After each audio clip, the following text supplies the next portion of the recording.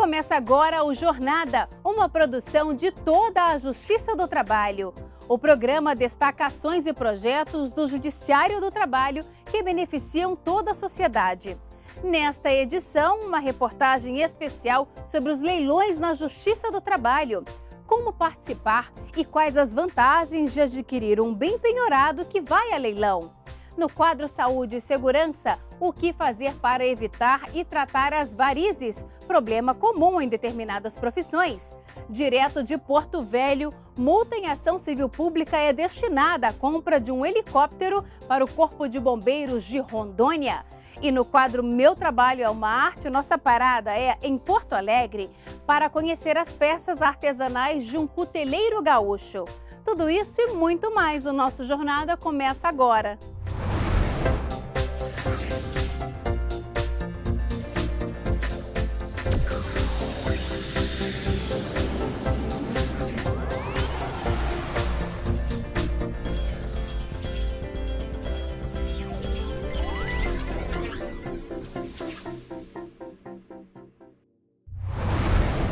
Os leilões são ótimas oportunidades para a compra de um bem por um preço mais atraente. Mas quem realmente ganha quando há aquisição de uma casa, um carro ou outro bem em um leilão judicial é o trabalhador que tem dinheiro a receber. Na reportagem especial de hoje, você vai saber como funcionam os leilões na Justiça do Trabalho e como eles beneficiam aqueles que esperam pelo pagamento de créditos reconhecidos em um processo trabalhista. Obras de arte, carros, eletrodomésticos, móveis. Tudo aqui vai a leilão. R$820 é o Morlando ofertado, dou-lhe 3. Vendido. Para participar de um leilão não tem segredo. Qualquer pessoa física ou jurídica com mais de 18 anos pode concorrer aos bens. Mas existem alguns requisitos que devem ser seguidos. Ele tem que comparecer ao leilão com documento pessoal. No caso de empresas, com um documento que comprove que ele possa arrematar o bem em nome da empresa. E se ele não tiver nenhum impedimento contra leilões anteriores, ele pode participar normalmente e não pode participar servidores do TRT, o leiloeiro, os parentes do leiloeiro e os funcionários do leiloeiro. Ana Cláudia participou de um leilão do Tribunal Regional do Trabalho da Bahia e adquiriu um carro de 2011 por quase R$25 mil. Um dos motivos que a fez participar foi o preço. Isso porque, em muitos casos, o bem sai por um valor mais em conta. Meu esposo, ele já participa há alguns anos e agora é a minha vez. Aí eu venho participando. O leilão pode ser realizado por diversas empresas privadas, órgãos públicos e tribunais. Na Justiça do Trabalho, ele é promovido se o devedor não pagar uma dívida trabalhista em fase de execução. Com isso, os bens são penhorados e uma avaliação é feita pelo oficial de justiça para saber o valor do bem. Depois, o juiz fixa um valor mínimo de arrematação. Qualquer tipo de bem pode ser leiloado, a não ser aqueles essenciais, como móveis da residência do devedor, roupas ou objetos necessários para exercer a profissão dele. Quem ofereceu o maior lance, desde que esse lance, ou seja, desde que essa oferta não seja considerada vil, ou seja, não seja considerada irrisória diante da avaliação do bem, esse dinheiro, esse bem é vendido e o dinheiro é revertido em favor do credor, em favor do exequente, que no caso quase sempre é o trabalhador. Cada região da Justiça do Trabalho tem uma forma de realizar um leilão. Em alguns estados, há as centrais de asta pública unificadas, como no caso do TRT da 2ª Região em São Paulo. Mas em outros casos, leiloeiros credenciados fazem os leilões. Por não haver uma data fixa para a realização, quem se interessar em arrematar um bem precisa acessar os sites dos leiloeiros ou das varas que estão realizando as vendas. Sempre é divulgado um edital para tornar público o leilão, que será em dia, horário e local determinados. O edital também deve mostrar o valor dos bens que poderão ser arrematados. Com o passar do tempo e devido à modernização tecnológica, o leilão presencial deixou de ser o único. Isso porque agora a venda é realizada também pela internet. Você pode arrematar um bem sem estar no local do leilão. Ao invés de levantar a mão, basta um clique no mouse. Vários TRTs no país já aderiram ao leilão virtual. A gente interage o presencial junto com o online. O online, o interessado, ele tem que ter feito... O leiloeiro tem que ter uma ferramenta que foi habilitada pelo TRT, auditada, e o interessado ele faz um cadastro num site de astas públicas e ele pode, depois de habilitado, ele pode participar normalmente. E o leiloeiro conduz o leilão presencial e online, dando chance para ter a disputa entre os dois interessados. Quem for participar de um leilão presencial pode conhecer os bens com antecedência. Por isso, em muitos casos, são abertas visitas. Para levar o bem, é necessário pagar 20% do valor na hora e o restante em até 24 horas depois de declarado arrematante. Mas e se na hora de arrematar um bem, você percebe que ele possui algum débito, como IPVA vencido, por exemplo? Quem deve pagar a dívida? O Tribunal Superior do Trabalho julgou um caso envolvendo um carro que estava com débitos de IPVA. O TST entendeu que o arrematante não deveria arcar com a dívida, que poderia ser liquidada com o valor da arrematação ou até mesmo ser cobrada do antigo dono do veículo. Quando uma pessoa arremata um bem em asta pública, que sobre esse bem há uma dívida fiscal, a nossa jurisprudência já é clara de que, como esse arrematante ele estaria comprando ou adquirindo esse bem de uma maneira originária, ou seja, ele não tem nenhuma relação com o dono, é como se dali para trás nada existisse e fosse uma relação daquela arrematação para frente, o custo do tributo teria que estar em tese embutido no preço da arrematação, né? E se por acaso o custo dessa arrematação não for suficiente para pagar o credor fiscal vai ter que entrar com uma ação, ou já deve ter uma ação, uma execução fiscal contra o devedor, mas nunca contra o arrematante. O arrematante, a relação dele se exaure naquela situação em que ele adquiriu o bem na asta. O devedor também não pode querer o bem de volta depois da homologação da venda. Para evitar a perda do bem, ele tem a opção de pagar a dívida antes da homologação da arrematação. Já se o valor da arrematação for maior que o da dívida, o restante é devolvido ao devedor. Durante todo o ano, a Justiça do Trabalho realiza leilões para encerrar processos trabalhistas.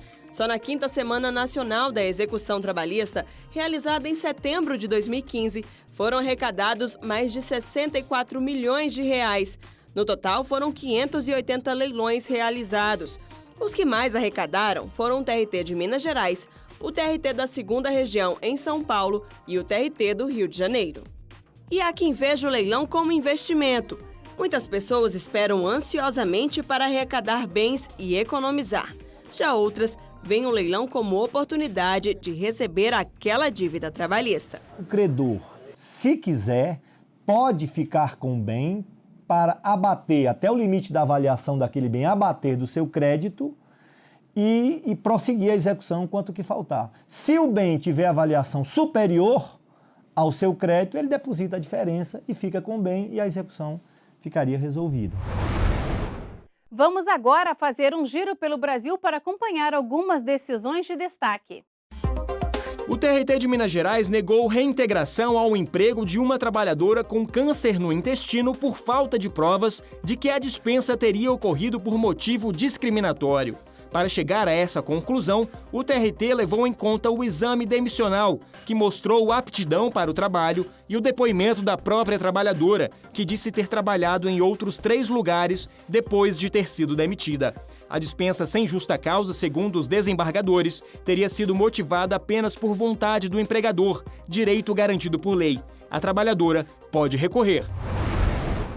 O Sindicato dos Trabalhadores de Edifícios e Administradores de Condomínio da Grande Natal, no Rio Grande do Norte, foi condenado por cobrança indevida de honorários feita aos sindicalizados. Os empregados tinham que pagar honorários advocatícios no valor de 10% de todas as verbas obtidas nas ações trabalhistas, apesar de a contribuição sindical paga mensalmente dar direito à assistência judiciária gratuita. A sentença que condenou o sindicato ao pagamento de R$ 5.000 por dano moral coletivo atende à ação civil pública ajuizada pelo Ministério Público do Trabalho em Mossoró. O valor vai ser revertido ao Fundo de Amparo ao Trabalhador. Um motorista de ônibus de Campo Grande será indenizado após ficar incapacitado para o trabalho depois de ter sofrido um acidente de trânsito. Um carro de passeio que trafegava em zigue-zague com os faróis desligados acabou batendo de frente com o coletivo. O motorista de ônibus também foi responsabilizado pelo acidente, já que dirigia em velocidade acima da permitida na via. Mas o TRT de Mato Grosso do Sul concedeu indenização de cerca de R$ 200 mil ao empregado por considerar a incapacidade para o trabalho e o fato de ele não poder mais arcar com o próprio sustento e o da família. Daqui a pouco, no quadro Saúde e Segurança no Trabalho, o que fazer para evitar e tratar as varizes? E ainda hoje, direto de Porto Velho, multa em processo trabalhista é destinada à compra de um helicóptero para os bombeiros. Nós voltamos em instantes.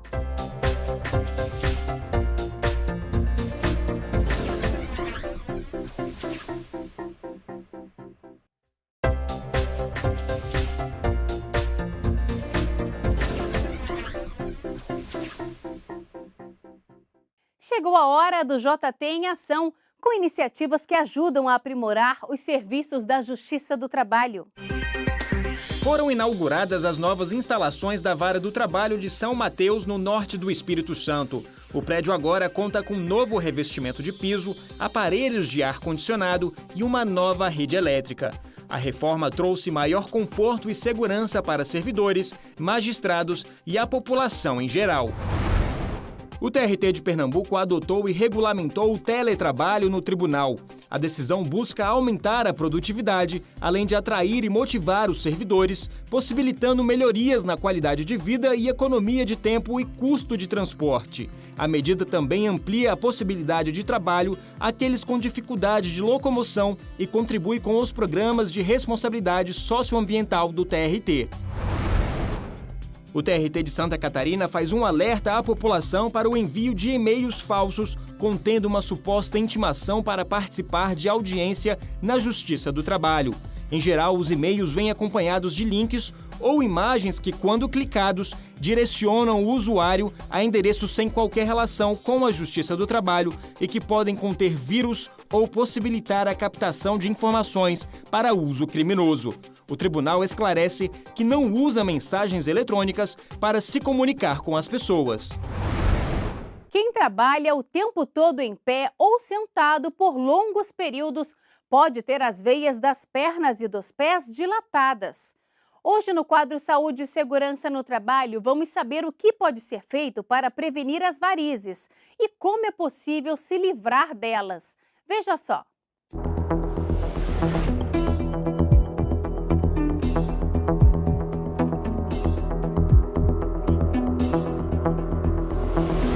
Quem trabalha muito tempo sentado ou em pé pode apresentar esses e outros sintomas. Eles ocorrem por causa de um problema que não é só estético. A presença de varizes indica que há veias doentes nas pernas e pés. E muitas vezes é o primeiro sinal de um problema circulatório. As varizes são veias que, com o passar do tempo, ficaram dilatadas e tortuosas. O fator mais importante associado à atividade laboral diz respeito aos sintomas. Então, pessoas que ficam muito tempo sentadas ou ficam muito tempo em pé tendem a ter mais sintomas do que pessoas que trabalham se movimentando o dia todo. Por quê? Porque o sistema venoso ele é responsável por fazer o retorno desse sangue de volta para o coração e nas pernas ele tem que sair lá da extremidade mais distal do pé e voltar para o coração. Esse sangue ele volta através da contração da musculatura, que bombeia esse sangue de volta para o coração. Consequentemente, as pessoas que ficam muito tempo sentadas ou muito tempo em pé têm essa bomba da panturrilha para esvaziar as veias prejudicada, aumentando a chance da pessoa ter sintoma. As varizes aparecem geralmente depois dos 20 anos de idade. O fator hereditário e genético são as principais causas. Outros motivos para o aparecimento das varizes são o excesso de peso, a inatividade física e profissões que fazem com que a pessoa fique longos períodos sentada ou muito tempo em pé. É o caso da professora Mônica. Os longos períodos diários em pé nos 26 anos em sala de aula causaram varizes nas duas pernas. O que eu tenho hoje aqui é fruto, vamos dizer, do meu trabalho. Não é, eu vou dizer, que coisa ruim aconteceu, não, é fruto do meu trabalho. Eu venho há 26 anos ficando em pé, por horas. Todo dia, 5 horas.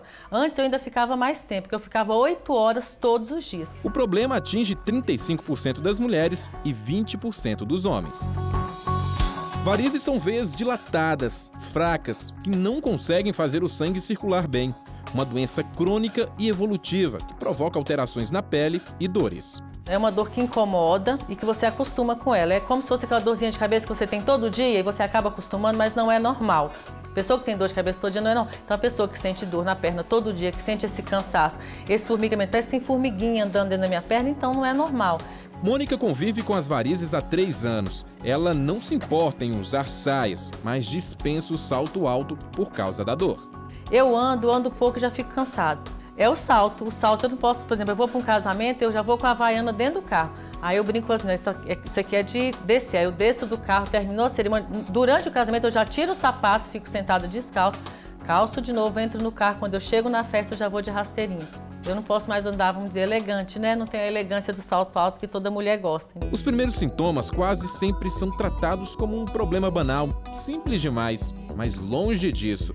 De acordo com a Previdência Social, em 2015, mais de 24 mil pessoas foram afastadas do trabalho por conta de varizes nos membros inferiores. Em 2014, foram mais de 50 mil.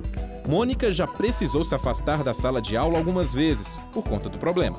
Eu vou fazer tudo que ele me mandou. Desde que eu fui ao médico, estou fazendo tudo que ele me recomendou. Só que eu não achei que diminuiu.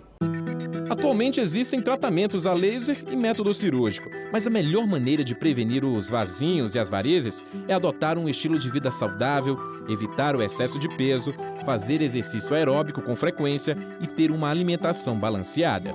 Então as pessoas que têm sintomas, tipo dor, peso, cansaço, queimação, ardência, inchaço no final do dia das pernas, mas não se identifica nenhuma varizes nas pernas, essas pessoas precisam mudar um pouquinho a rotina. Então, se movimentar durante o dia no trabalho, então procurar fazer coisas que a gente não costuma fazer. Ao invés de pegar o elevador, subir de escada. Ao invés de trazer a garrafinha para a mesa, ir no bebedouro beber água. Procurar trocar o banheiro que costuma ir no andar. Então, se tem um banheiro que é do lado da sala, procure num banheiro mais longe, em que vai fazer uma movimentação, caminhar para auxiliar esse bombeamento das veias da panturrilha, favorecendo o retorno venoso. É recomendação médica a prevenção. É ela que vai garantir o suporte necessário para seguir firme no trabalho e garantir a rotina de todos os dias.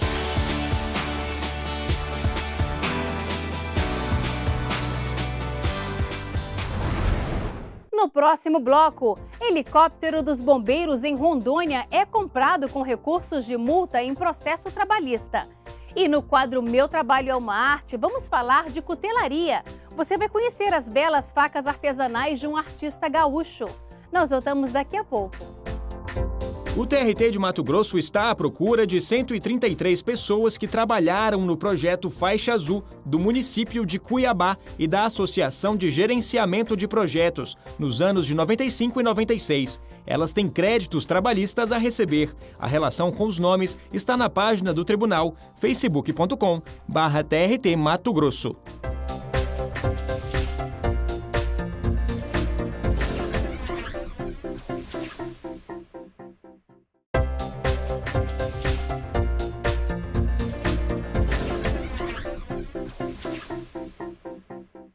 Vamos até Porto Velho, em Rondônia. O Corpo de Bombeiros Militar no estado conta agora com um novo helicóptero para auxiliar nos resgates. O dinheiro para a compra da aeronave veio de uma multa aplicada em um processo trabalhista. Veja só.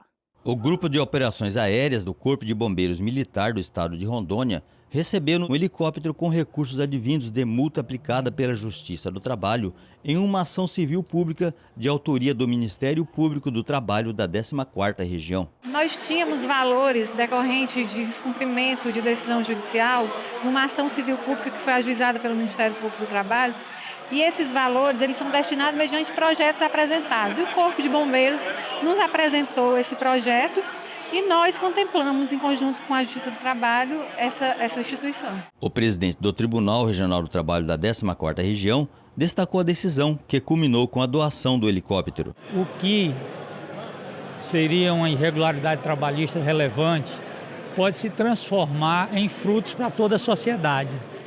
E esse aqui é o fruto do trabalho e da pronta atuação do Ministério Público do Trabalho, tão logo teve ciência de uma possível irregularidade, em seguida com o ajuizamento da ação e teve uma pronta resposta do Judiciário do Trabalho. O governador de Rondônia destacou a importância da doação do helicóptero que vai beneficiar a sociedade rondoniense. Um helicóptero desse, com equipamentos adequados, daria para socorrer gente, também animais de criação.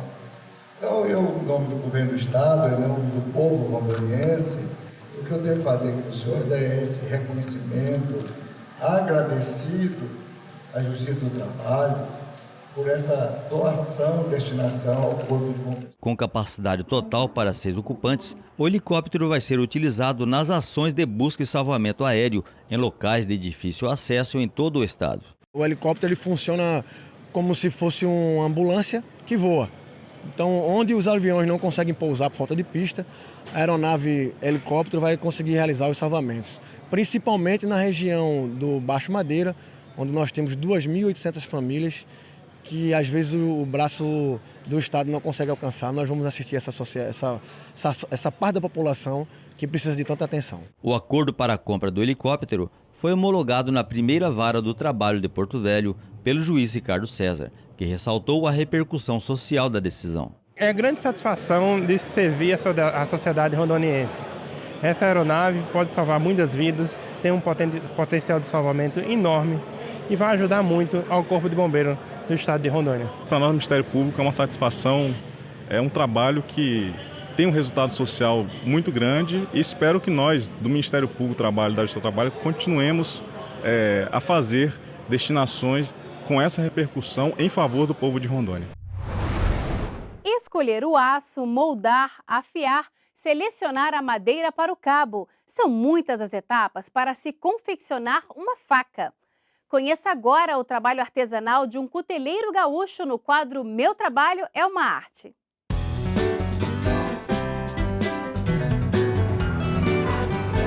Olá, meu nome é Valério Medeiros, eu sou cuteleiro, artesão. Eu trabalho há mais ou menos uns 10 anos nessa arte de produção de facas. Desde os meus 14, 15 anos eu já venho lidando, brincando na oficina do meu pai, que me deixou essa produção como herança. Mas dele já vem também do meu avô, do meu bisavô, como eu sou a 4ª geração já na produção de facas. A minha faca ela é uma faca de uso geral e eu acredito que seja uma peça única, uma peça exclusiva. Cada faca que eu produzo é uma peça diferente. Por mais que eu faça uma parecida com a outra, cada uma vai sair com um traço diferente, porque é feito manual, feito artesanal. Né? Essa aqui é uma mola de provavelmente caminhão que ia para o lixo. Eu trabalho ela e depois de forjamento, tudo. Tem o processo de fabricação da faca e eu pego um material bruto, rústico, que afora e transformo numa linda peça que é uma faca e por isso que eu considero meu trabalho uma arte. O processo de fabricação de uma faca se inicia primeiramente com a escolha de um bom aço e depois com um trabalho manual, que é na forja, onde vai ser esquentado esse aço. E vai dar a forma que você quer desenvolver a faca. É um trabalho primoroso, tem que ser bem feito inicialmente para não ter problema lá no final, que o forjamento é uma parte muito bruta. Aqui eu cortei os materiais que eu pretendo utilizar nessa faca, que é a madeira, o osso. E agora eu vou furar aqui o pedaço para mim começar a introduzir na faca. Os materiais escolhidos, a gente, com a lâmina já encaminhada, vai fazer o processo de encaixar esses pedaços aqui no cabo para poder firmar. Depois da escolha do cabo, os materiais que tu vai usar, tem o assentamento de uma emenda na outra, para não deixar vãos no final, que a gente faz nessa lixa aqui. Depois do cabo pronto, assentado, tem um processo de colagem com material derretido. Depois do cabo colado e lixado da forma mais rústica, ele fica assim com pré-acabamento. Nesse processo aqui agora são lixas bem mais finas, onde eu vou começar a dar um acabamento de risco. Tirar risco, dar acabamento para deixar a lâmina bem espelhadinha depois.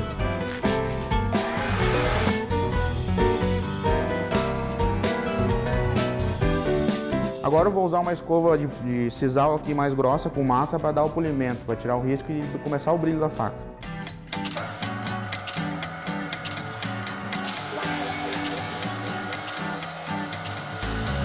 Finalizado a parte mais grossa do polimento, que é o sisal, a gente vem para cá pro feltro com a massa de brilho, para lustrar a faca e deixar ela sem nada de resíduo, de massa, de nada aqui. Deixar ela bem polida e bem bonita.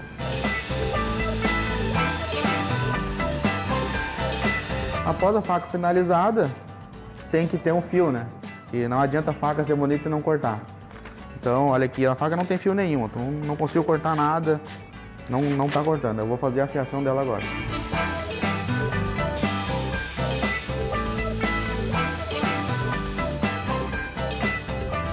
A afiação finalizada, vou mostrar aqui como é que ficou a qualidade do fio no papel, ó.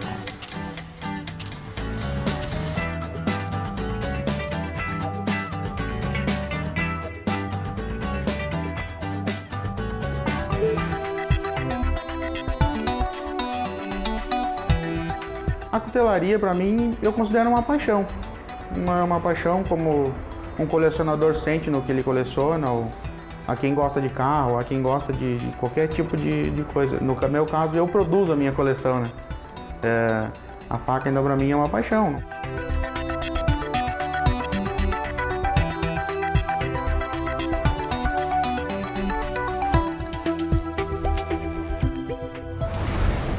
A jornada de hoje termina aqui. Na semana que vem temos um novo encontro. Muito obrigada pela companhia e até lá!